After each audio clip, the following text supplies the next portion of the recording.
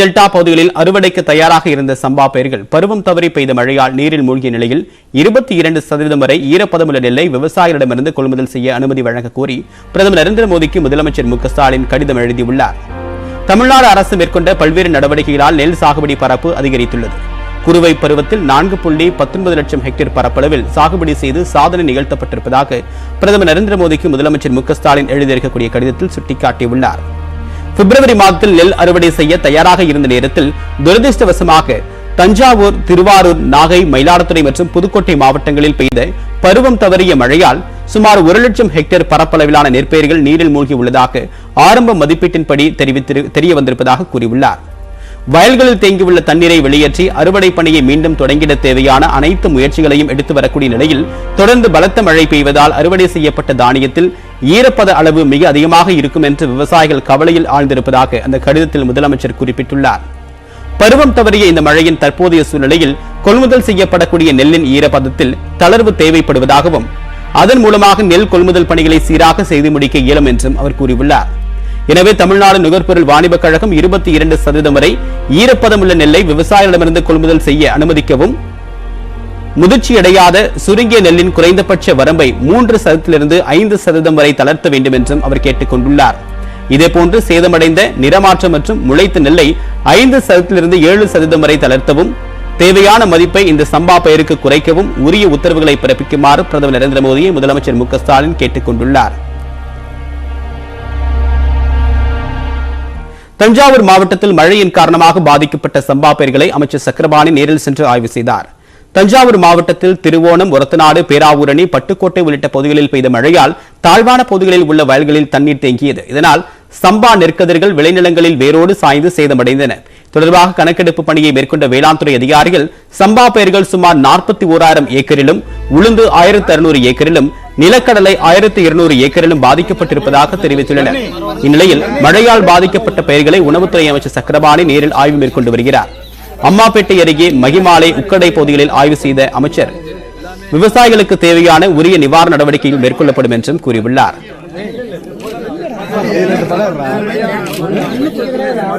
வர்றது வருமானமோ எங்களுக்கு ஒரு 12 மூட்டை 10 மூட்டைங்கிற இடத்துல 4 மூட்டை 3 மூட்டை தான் இது வர்றதுக்கு வாய்ப்பு இருக்கு. பாக்கி பூரா எல்லாம் முளைச்சிரும். இன்னும் ஒரு 2-3 நாள்ல முளைச்சிரும்.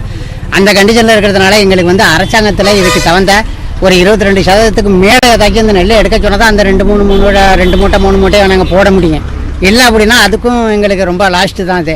அதனால் இதுக்கு எங்களுக்கு நிவாரணம் தாங்க அதிகப்படியாக எங்களுக்கு ஏதோ ஒரு நிவாரணம் முதலமைச்சர் நிவாரண நிதியிலேருந்தோ இல்லை விவசாயிகளோட இதுலேருந்தோ எங்களுக்கு உடனடியாக இதுக்கு ஏதாவது உதவி செய்யணும்.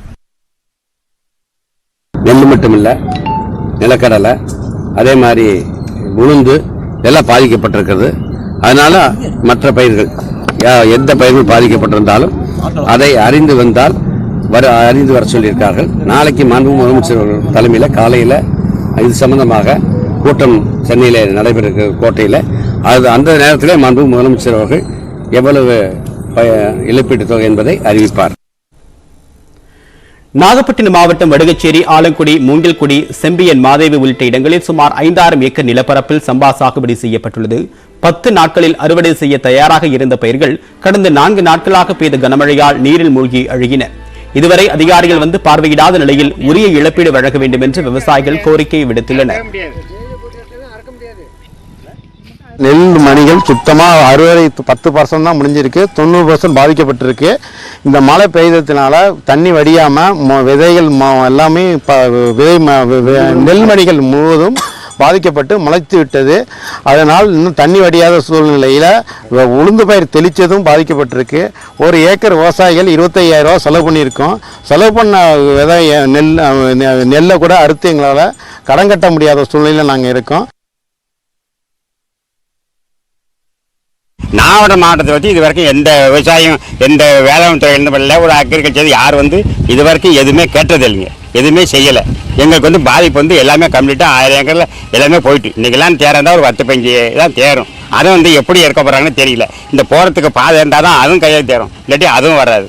ஒரு ஏக்கருக்கு 25,000 ரூபா வரைக்கும் 30,000 ரூபா செலவு பண்ணியிருக்கிறோம். எங்களுக்கு உரிய நிவாரணம் ஒரு 30,000 ரூபா கொடுத்தாதான் எங்களுக்கு கட்டுப்படி ஆகும். ஈரோடு கிழக்கு தொகுதி இடைத்தேர்தல் வேட்பாளரை தேர்வு செய்வதற்கான படிவத்தை ஓ பன்னீர்செல்வம் தரப்புக்கு அதிமுக அவைத் தலைவர் தமிழ்மகன் உசேன் அனுப்பியுள்ளார். எடப்பாடி பழனிசாமி பதவியை பற்றி குறிப்பிடாமல் அந்த கடிதம் அனுப்பி வைக்கப்பட்டுள்ளது. இரட்டை இலை சின்னம் கேட்டு எடப்பாடி பழனிசாமி தாக்கல் செய்த இடையீட்டு மனுவை விசாரித்த உச்சநீதிமன்றம் இடைத்தேர்தல் வேட்பாளர் தொடர்பாக பொதுக்குழு உறுப்பினர்களின் ஒப்புதலை கடிதம் மூலமாக அவைத்தலைவர் தமிழ்மகன் உசேன் பெற்று தேர்தல் ஆணையத்தில் தாக்கல் செய்ய வேண்டும் என்று உத்தரவிட்டது. இதனைத் தொடர்ந்து தலைமைக் கழகம் சார்பில் அதிமுகவில் உள்ள பொதுக்குழு உறுப்பினர்கள் அனைவருக்கும் மாவட்ட செயலாளர்கள் மூலமாக படிவம் அனுப்பப்பட்டது. இதேபோன்று அதிமுகவிலிருந்து நீக்கப்பட்ட ஓ பன்னீர்செல்வம் மற்றும் அவருடைய ஆதரவாளர்களாக கருதப்படக்கூடிய பொதுக்குழு உறுப்பினர்களுக்கும் அதிமுக வேட்பாளரை தேர்வு செய்வதற்காக படிவம் அனுப்பி வைக்கப்பட்டுள்ளது. அதில் எடப்பாடி பழனிசாமி முன்மொழிந்திருக்கக்கூடிய தென்னரசுவை வேட்பாளராக தேர்ந்தெடுக்க சம்மதமெனில் ஒப்புதல் அளிக்கிறேன் என்று அந்த கடிதத்தில் இணைக்கப்பட்டிருக்கூடிய வாக்குச்சீட்டில் வாக்களிக்குமாறும் கேட்டுக் கொள்ளப்பட்டுள்ளது. தங்களின் விருப்பம் வேறொரு வேட்பாளர் என்றால் அதை வாக்குச்சீட்டில் குறிப்பிட்டக்கூடிய இடத்தில் தெரிவித்து அதனை இன்று இரவு 7 மணிக்குள் கட்சி தலைமை அலுவலகத்திற்கு அனுப்பி வைக்க வேண்டும் என்றும் அறிவுறுத்தப்பட்டுள்ளது. அதிமுக பொதுக்குழு வழக்கு உச்சநீதிமன்றத்தில் நிலுவையில் இருக்கக்கூடிய நிலையில் எடப்பாடி பழனிசாமியை இடைக்கால பொதுச் செயலாளர் என்று குறிப்பிடாமல் இந்த கடிதம் அனுப்பி வைக்கப்பட்டுள்ளது. அதிமுக உட்கட்சி விவகாரங்களில் பாஜக தலையிட்டது கிடையாது என்று முன்னாள் அமைச்சர் ஜெயக்குமார் தெரிவித்துள்ளார். சென்னையில் செய்தியாளர்களிடம் பேசிய அவர் ஓ பன்னீர்செல்வம் அணி வேட்பாளரை திரும்பப் பெறுவது குறித்து அவர்கள்தான் முடிவெடுக்க வேண்டும் என்றும் கூறியுள்ளார். அதாவது உட்கட்சி விஷயங்கள்ல அவங்க என்னைக்குமே தலையிட்டது கிடையாது. ஆனா ஒரு தோழமை, நட்பு, ஒரு கூட்டணி கட்சியின் அடிப்படையில் கருத்துக்கள் சொல்லலாம். கருத்துக்களே சொல்லக்கூடாதுன்னு யாரையும் சொல்லக்கூடாது இல்லையா, சொல்ல முடியாது இல்லையா. கருத்துக்கள்ன்றது வேற, தலையீடுன்றது வேற.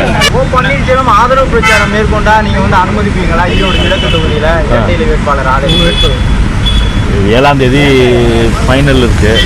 அதுக்கு பிறகு அந்த விஷயம் நீங்க கேட்குற அந்த விஷயங்கள்லாம் முடிவு செய்ய வேண்டியது கட்சி, நான் கிடையாது. இனி அடுத்தாக விரைவுச் செய்திகளை பார்க்கலாம்.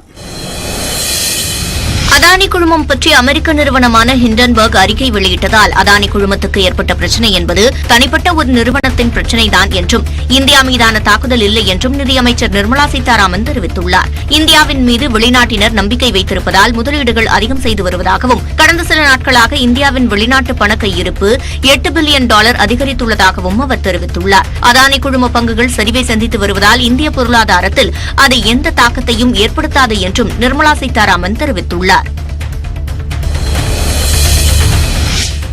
மதுரையில் வரத்து அதிகரித்ததால் சின்ன வெங்காயத்தின் விலை கிலோ ₹40 குறைந்துள்ளது. தேனி, ஆண்டிப்பட்டி, நாமக்கல், ராசிபுரம் உள்ளிட்ட பகுதிகளிலிருந்து சின்ன வெங்காயம் மதுரைக்கு கொண்டுவரப்படும்.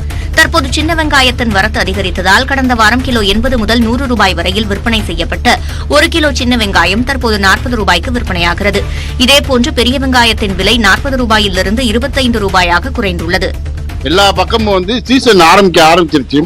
மைசூர்ல இருந்து வெங்காயம் வருது, பெரம்பலூர், அந்தியூர், தாராபுரம், இங்கிட்டு ஆண்டிப்பட்டி, தேனி எல்லா ஏரியாவில் இருந்து வெங்காயம் விளைஞ்சி வர்றதுனால இப்போ படிப்படியாக விலைவாசி குறைஞ்சிக்கிட்டே வருது. இப்போ பார்த்தீங்கன்னா விலையே ₹25 நமக்கு ₹50 தான் விலை. பல்லாரி, சின்ன வெங்காயம் எல்லாத்துக்கும் குறைஞ்சனால பொதுமக்களுக்கு எல்லாத்துக்கும் நல்ல மகிழ்ச்சி தான் அது.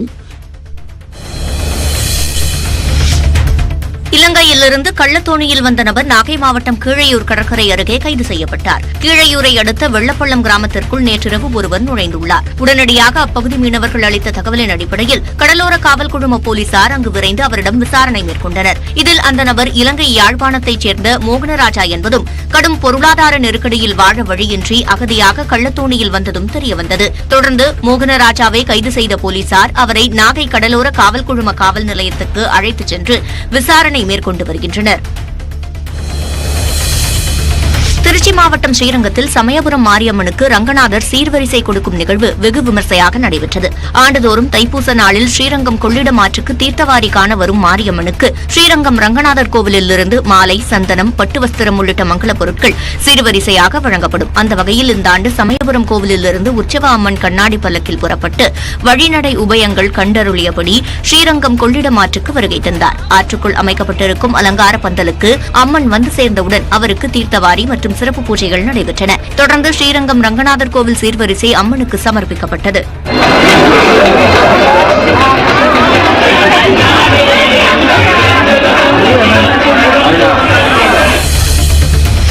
கன்னியாகுமரி மாவட்டம் மார்த்தாண்டம் அருகே முன்விரோதம் காரணமாக ஜேசிபி எந்திரம் மூலம் சாலையை உடைத்து சேதப்படுத்திய கும்பலை போலீசார் தேடி வருகின்றனர்.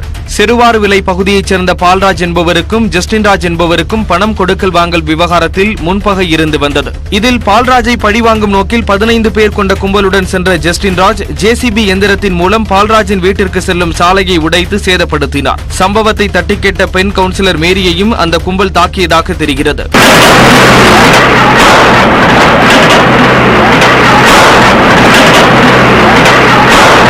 நாங்கள் அங்கே பார்க்க போகும்போது சத்தம் கேட்டு பார்க்க போகும்போது நாங்கள் அவங்கள சத்தம் போட்டதில் திறந்து விட்டோம். அதுக்கு பிறகு எவ்வளோ கத்தின பிறகு விடாமல் 100க்கெல்லாம் நாங்கள் உடனே கம்ப்ளைண்ட் கொடுத்து போலீஸருக்கு முன்னே அவங்க ஜேசிபி கொண்டு போயிட்டாங்க. ஆனால் ஜேசிபியில் நம்பர் பிளேட்டோ எதுவுமே இல்லை, முகத்தை நல்லா மூடி இருந்தாங்க. இது தொடர்பான புகாரில் சிசிடிவி காட்சிகளை வைத்து தலைமறைவாக உள்ள ஜஸ்டின்ராஜையும் அவரது கூட்டாளிகளையும் போலீசார் தேடி வருகின்றனர்.